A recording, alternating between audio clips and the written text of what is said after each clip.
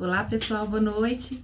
É sempre uma grande alegria e um privilégio meu estar com vocês, sem falsas demagogias. É uma casa que eu tenho um carinho muito profundo, muito sincero, e me sinto realmente muito privilegiada de estar tendo a oportunidade de dividir com vocês um pouco desse muito da caminhada, né? Acho que nós somos todos aprendizes do Evangelho, estamos sempre buscando esse progresso, essa evolução, e é através dessa proposta que eu trago hoje, com muita singeleza, com muita humildade, as palavras que eu quero demonstrar para vocês, a proposta que eu tenho para essa noite. Então, nesse momento, vamos parar por alguns instantes.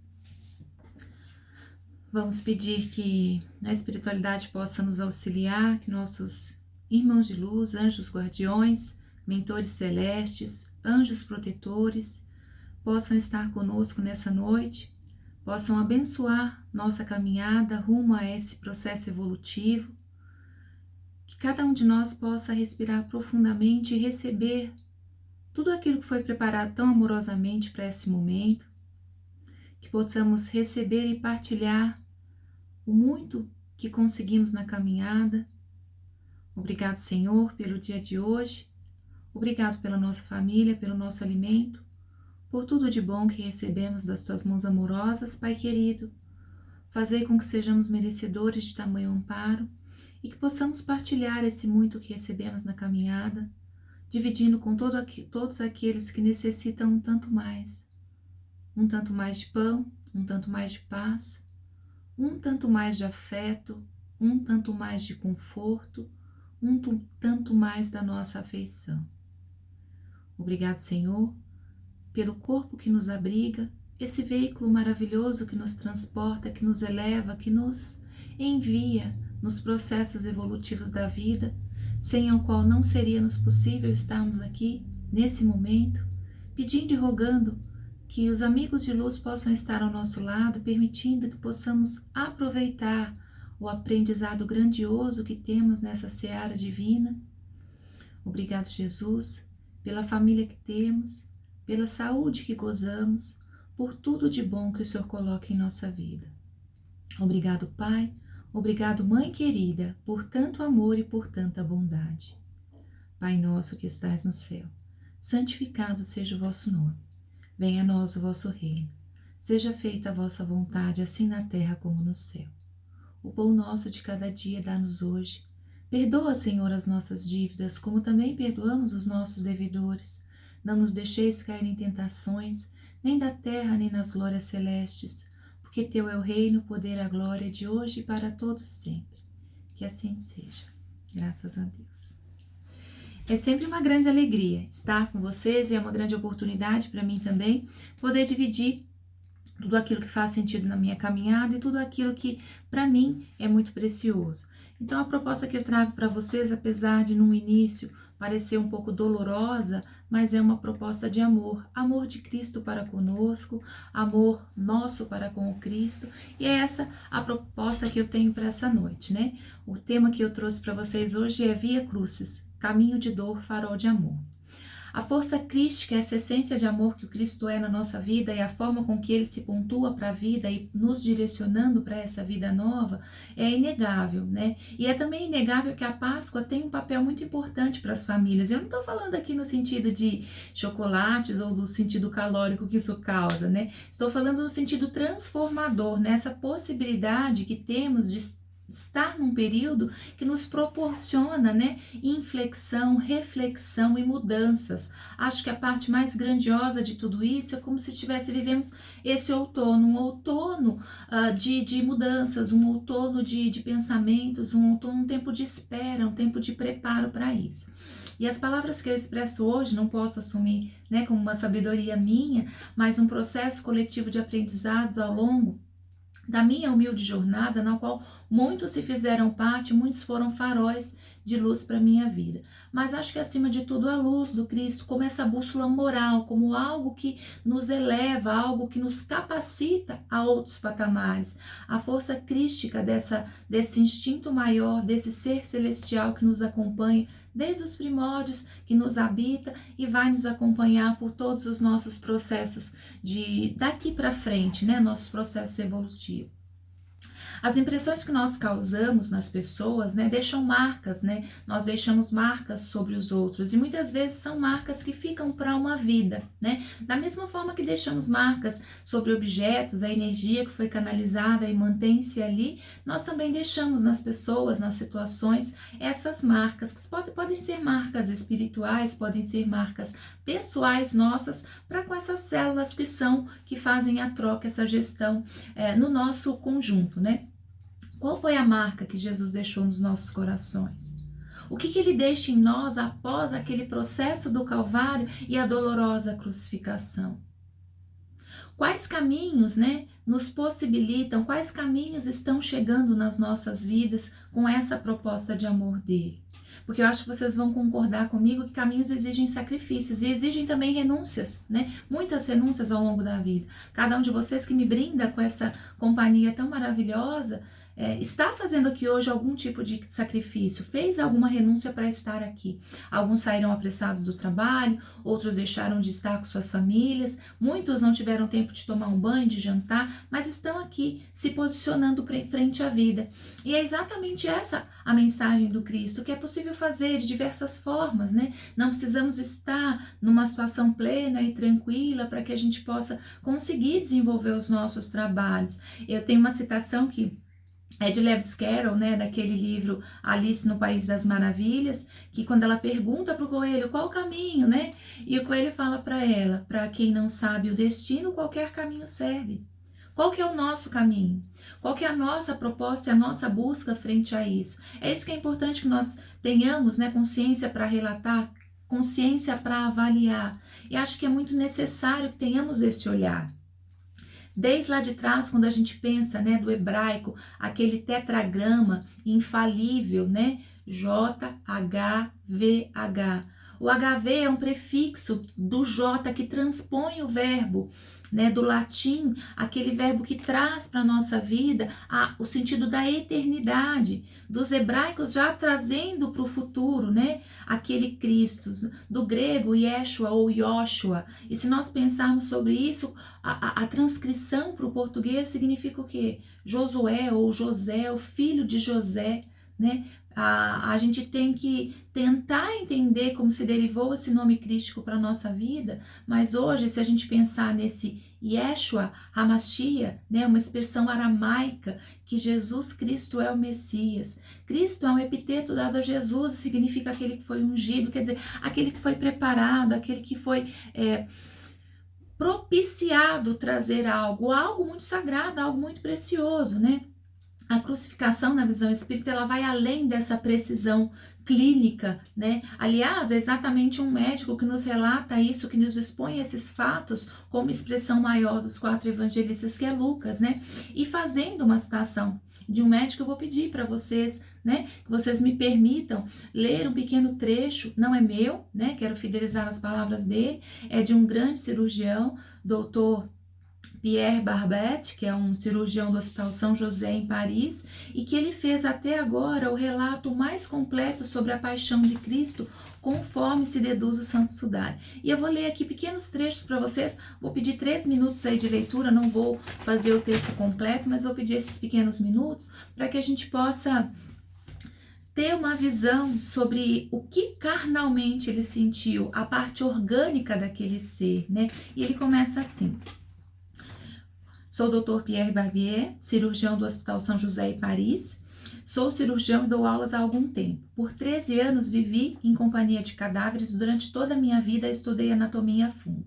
Portanto, posso descrever sem presunção a respeito de uma morte como aquela. Jesus entrou em agonia no Getsemane e seu suor tornou-se como gotas de sangue a escorrer pela terra.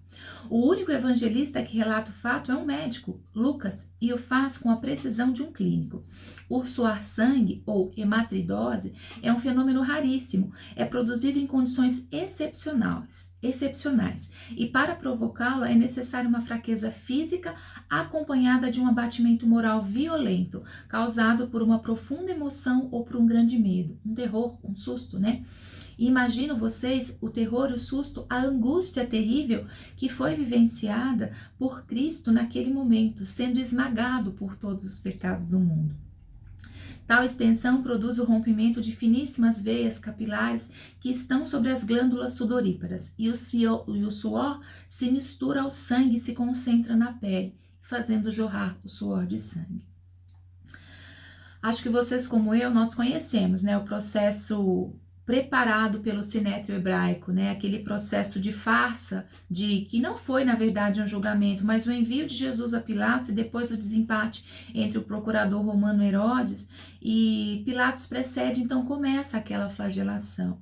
Eu não vou citar, porque para mim é muito doloroso, tanto esse relato, eu até tinha preparado para vocês um vídeo que eu nem vou transmiti-lo, porque me causa uma certa angústia, me causa um certo terror, né, de ver aquele processo. E quando começa o flagelo de Jesus, vocês imaginem, né, eram tiras de couro com chumbo e com ossos nas pontas, então aquilo estava chegando até a pele de forma cortante. A cada golpe Jesus reage, então vocês imaginem, né, as náuseas, os calafrios causados. Então, caso vocês queiram, nós deixamos depois no final do vídeo um link para que vocês acessem e, se conseguirem, ver de forma integral o relato, mas para mim causa um certo horror. Então eu vou simplificá-lo através de algumas outras linhas. Depois de toda aquela condenação, onde a túnica começa a grudar no corpo de Jesus, todo aquele processo muito doloroso, né?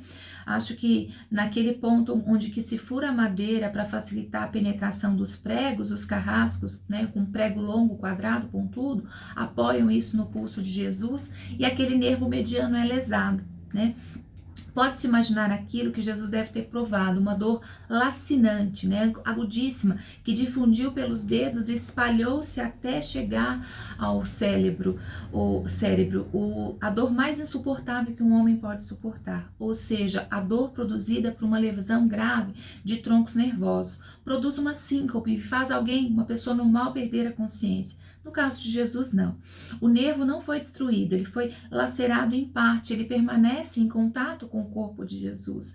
E todas as vezes que aquele corpo é suspenso, então vocês imaginem como uma corda de violino sendo esticada pela cravela. Cada vez que ele é esticado, cada vez que acontece um movimento, desperta novamente dores dilacerantes.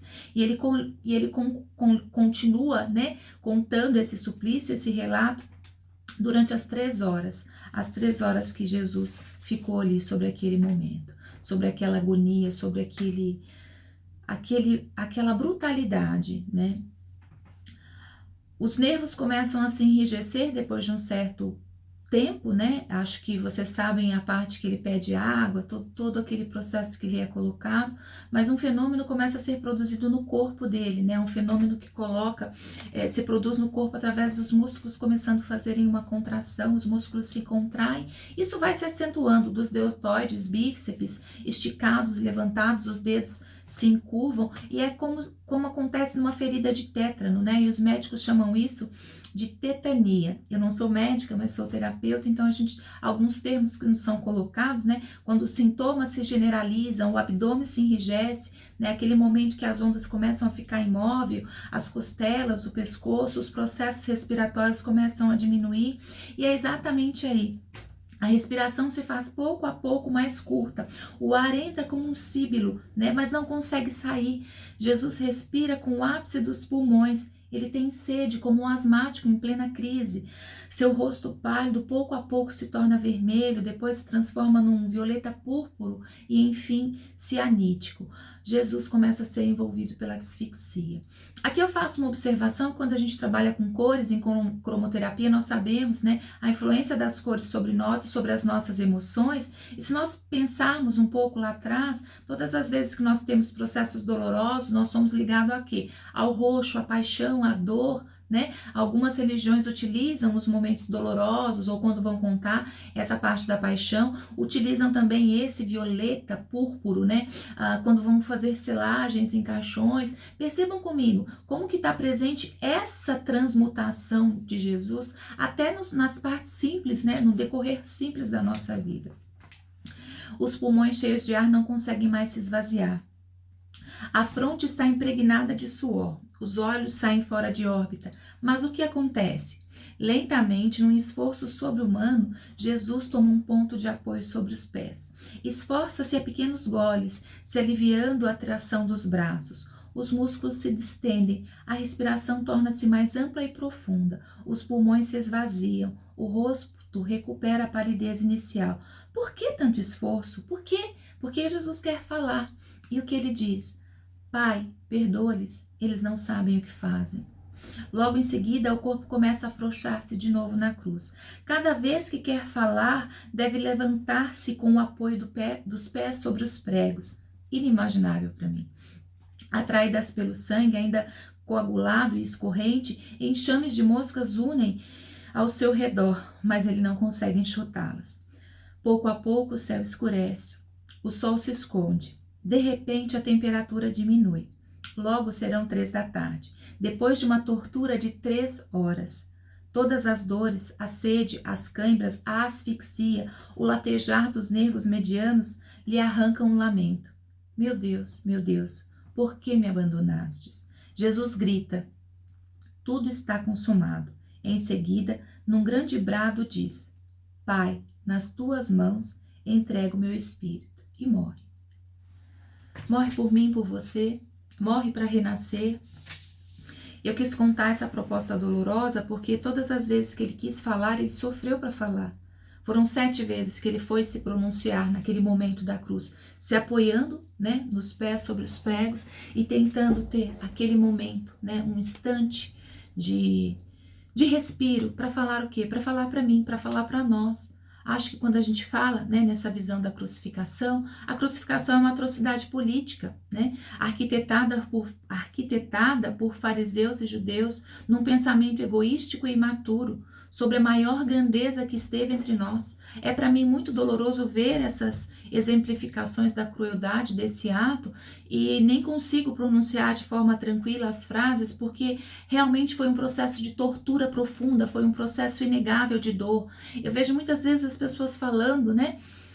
Ele não sentiu dor, ele sentiu sim muitas dores e dores muito maiores do que as nossas. Se a gente está com uma unha encravada, a gente reclama. Imagine aquele corpo, um corpo orgânico, um corpo hominoide, um corpo físico, sentindo agruras que nenhum humano conseguiria suportar. Então percebam comigo, mesmo quando nós vemos em relatos, em filmes, fazemos essas observações e pensamos sobre isso, né? Não conseguimos traduzir 1/1000 do que foi aquela dor real, porque não era só a dor da carne, era a dor de saber que ele estava ali naquele momento num sacrifício, sacro ofício. Ofício sagrado, trabalho sagrado, um trabalho para nos dignificar. E eu não digo como uma situação imatura e infantil de, redimiu os nossos pecados. Não, o ato que foi feito foi para que nós pudéssemos tentar buscar uma versão melhorada de nós, que nós pudéssemos tentar ter um outro olhar sobre essa vida e valorizar esse ato que foi realizado.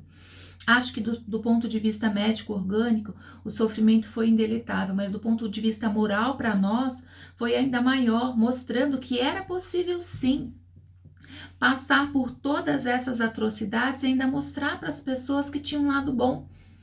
Porque eu vejo muito acontecendo, né? As pessoas morrem na sexta-feira e não renascem, não ressuscitam no domingo. E eu falo esse ressuscitar, não um ressuscitar mitológico, eu falo no sentido de renascermos dia após dia, de podermos ponderar sobre as situações que nos chegam num renascimento diário. E hoje eu quero voltar esse olhar para além dessa atroz crucificação, o que transcende esse sacrifício, as possibilidades e os direcionamentos deixados por Jesus através dos seus processos humanos de dor na sua via crucis, o além desse hominoide, a versão divino celeste que nos faz presença e nos presenteia com uma missão de amor, tornando em si próprio o transformador da nossa visão, o condutor para os desígnios de um Pai maior. Percebam comigo, o impacto da presença dessa figura luminosa é tão impactante, é tão meteórico na nossa conduta e na transformação histórica de uma sociedade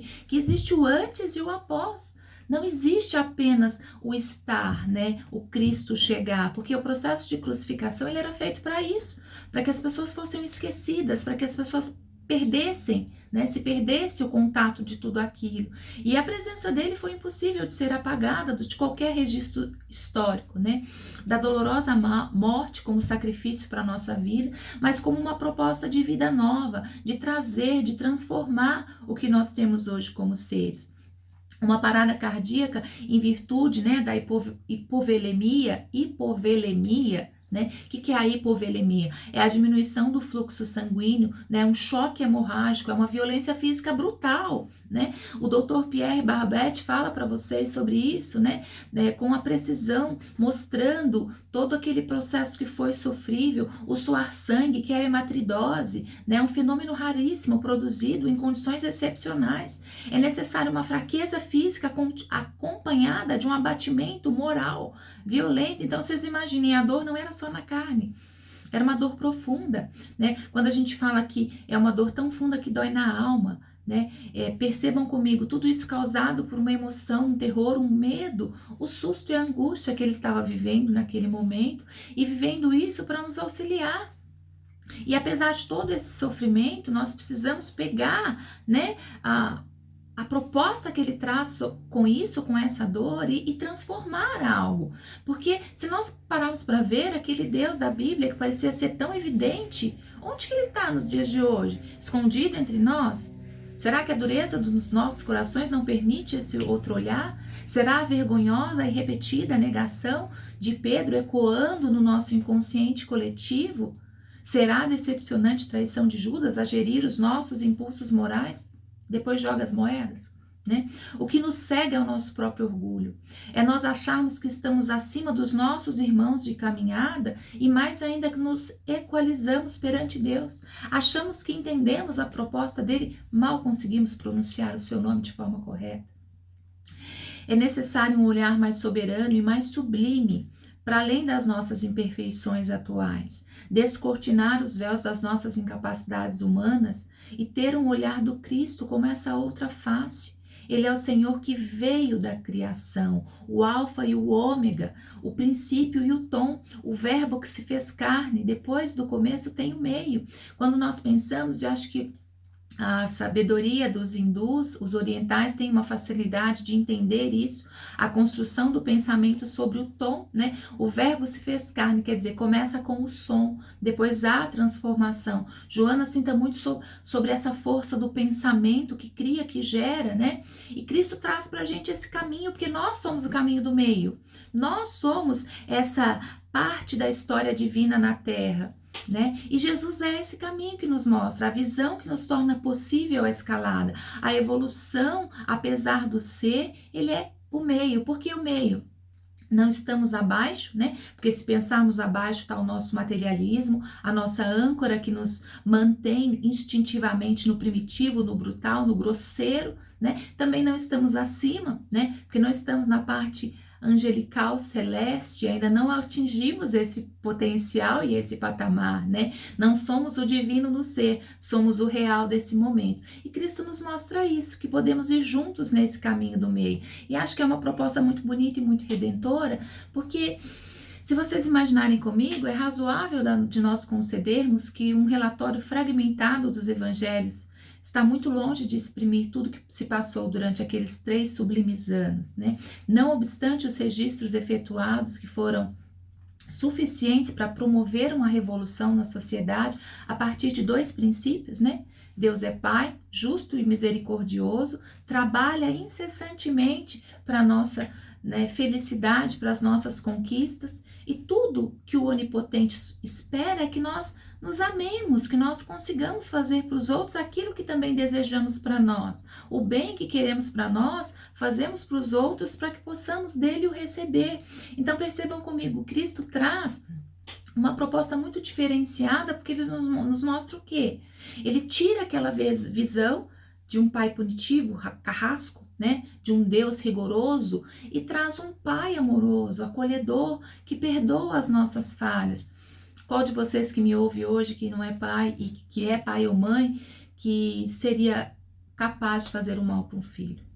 Nós que somos humanos e grosseiros e brutais, estamos aqui para aprendizado, que dirá um ser tão supremo, né, que nos que nos traz tanto bem, que nos criou para o bem, que traz para nós essa proposta de amor incondicional, de amor materno, de amor acolhedor, de amor ninho, faria o mal para os seus filhos. Acho que o sofrimento e os exemplos das lições de Jesus apontam nas direções dessas glórias do que está por vir. Não será daqui. O grande desafio é internizar tudo isso, superando a inércia, o comodismo, os vícios, a indiferença de tantos, outras falhas do nosso caráter atual.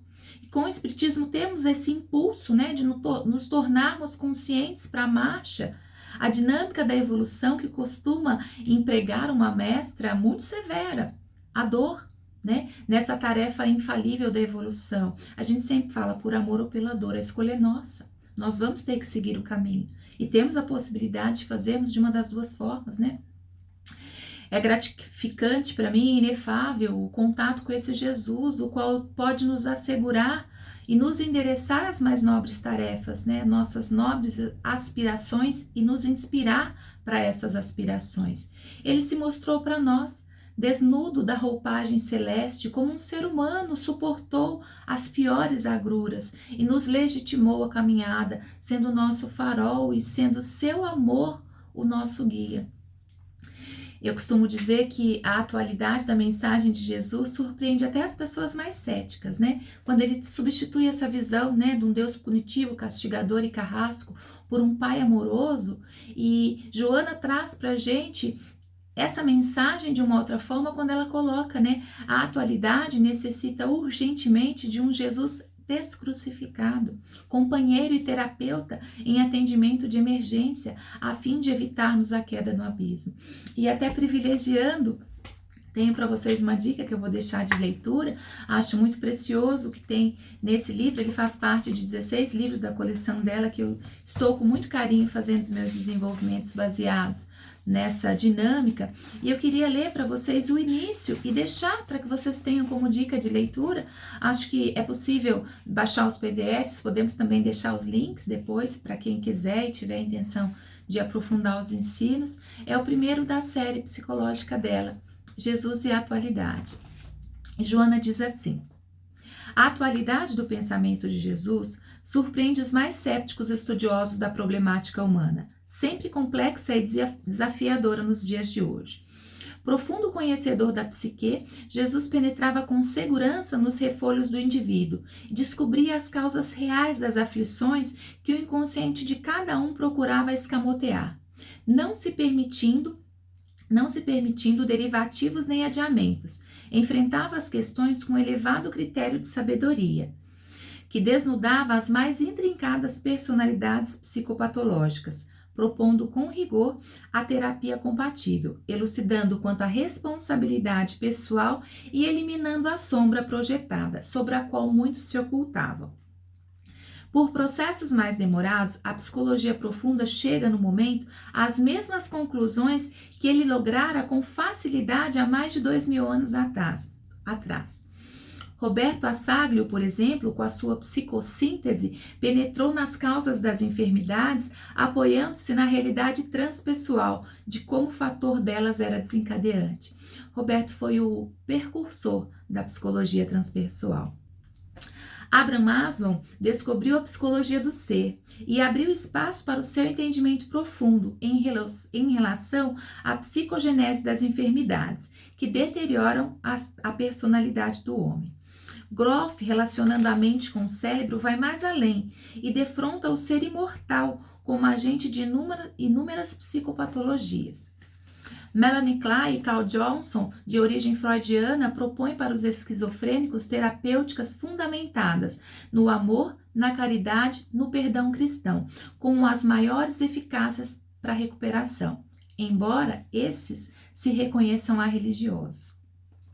A personalidade marcante de Jesus impressionava de forma indelével todos aqueles que o encontravam. Identificado como Deus, demonstrava-o em todos os seus passos, conclamando os ouvintes à conquista da realidade, o reino dos céus, que se encontra no imo de cada um de nós. A sua proposta de aferição de valores, os materiais com os espirituais, oferecia excelente oportunidade para o despertamento mental a respeito da vida e a consequente experiência vivencial em clima de harmonia íntima, como uma identificação entre as possibilidades e as circunstâncias existenciais, sem utilizar-se de expressões e conceitos interpolados. Falava em uma linguagem simples, apreendendo toda a massa ignorante, mas também mentes elitizadas que o buscavam.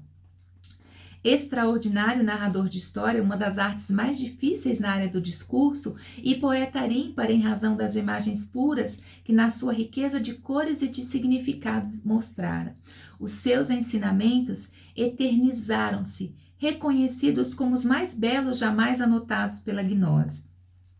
O Sermão da Montanha é considerado a carta magna dos direitos humanos. É um desafio de não violência, próprio para sua época, assim como foi aquela que para ele o enunciou. Os que o ouviram jamais se desimpregnaram da sua magia incomparável. Não somente, porém, Jesus é atual pelas terapias de amor e pelos ensinamentos que se propõem ao homem contemporâneo, mas também pelo exemplo de felicidade e exterioração de paz que ele irradia. Todas as vezes que a gente fala, né, sobre aquele coração, sobre a forma que aquele coração se expunha e se mostrava pungente, flamejante, a luz de Cristo, a paz enviada por aquele coração do Cristo, é exatamente isso, a exterioração da paz que ele irradiava. Continuando com palavras dela, da nossa venerada, enquanto as ambições desregradas conduzem as inteligências ao paradoxismo e à elucidação da posse, da fama, da glória, das disputas cegas, ele ressurge na consciência moderna, em plenitude, jovial e amigo, afortunando a humanidade pela sua segurança íntima. A atualidade necessita urgentemente de um Jesus descrucificado, companheiro e terapeuta em atendimento de emergência, a fim de evitar-lhe a queda no abismo.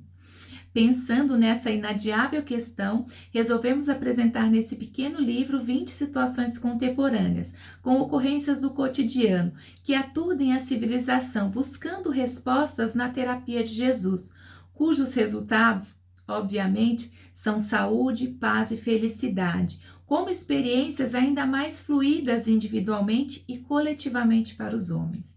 Certa de que o caro leitor encontrará nessas páginas respostas para algumas de suas inquietações, rogamos a ele que nos oriente e ampare no rumo que seguimos, ansiosos pela nossa realização total. Assinada por Joana Diante, Salvador, 20 de fevereiro de 1989. São belíssimas todas as lições que estão contidas nesse livro. Como é belíssimo o ensinamento que ele deixou para cada um de nós. E eu quero que a gente não fique, né, não saia nessa noite pensando apenas nesse processo crucífico, de crucificação como dor, mas como essa mensagem e esse acreditar que ele nos trazia de confiança, que estaria conosco. E ele diz que voltará e está voltando a todo momento dentro dos nossos corações. E para encerrar, eu quero deixar uma mensagem que, apesar da longa data que já foi descrita, para mim ainda é uma mensagem muito atual. Vem do Reformador, é uma edição, se eu não me engano, de 1960, está na página 40, e eu quero deixar para vocês como encerramento e como um presente nessa noite que tanto me agrada de estar com vocês hoje. Está escrito assim: voltarás por amor. Ante a fome de paz que atormenta os dias, de certo já sonhastes com a disposição de repousar, além da morte, recusando-se o cálice de angústia que a existência canal te sugere. E vem um pensamento sobre isso, que diz assim, a gente sempre pensa que a gente vai morrer e vamos ficar lá tocando harpa, né, com as auréolas em cima da nuvem, mas de certa forma eu penso que isso deve ser uma proposta muito entristecedora, né, você ficar no à toa, sem fazer nada, e acho que Cristo mostra isso pra gente, né, o trabalho, a força necessária de trabalho, e quando fala nesse período, né, recusando o cálice da angústia da existência que a vida carnal te sugere, e continua assim: cultivas as virtudes que aspiras, sem dúvida, ao prêmio natural que o trabalho irrepreensível te granejou. Sofres e reclama consolo, choras e pretende alívio. Entretanto, para lá das fronteiras terrestres, o amor te fulgirá sublime. No coração como uma estrela surpreendente, mais ouvirá os soluços daqueles que te deixastes como névoa do adeus. Escutarás as preces da tua mãe e o rogo dos teus filhos, quais poemas de lágrimas a desfalecerem a dor sobre a tua cabeça, que estarás invadida de novas aspirações e tocando novos sonhos. Compreenderás a renúncia como mais segurança e exercerás o perdão sem dificuldade. A consciência tranquila será-te-á uma bênção, contudo, o anseio de ajudar fremirá no teu peito, inspirando-te à volta. E reconhecendo que o verdadeiro céu não existe sem a alegria daqueles que amamos, regressarás por amor ao campo da tua luta novamente. Experimentarás, sofrerás, esperarás e redimirás, adquirindo o poder para ascensões mais altas, porquanto pela força do bem puro.